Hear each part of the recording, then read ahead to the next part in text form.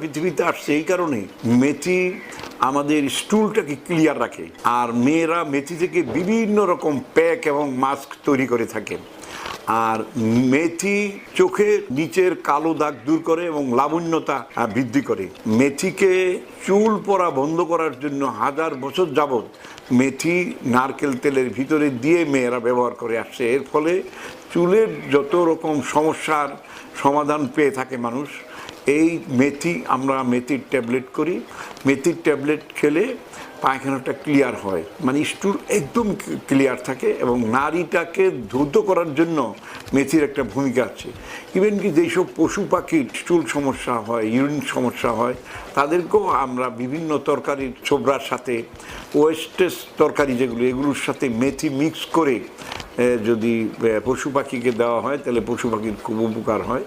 মেথি আমরা নিজেরাও খাবো এবং সকল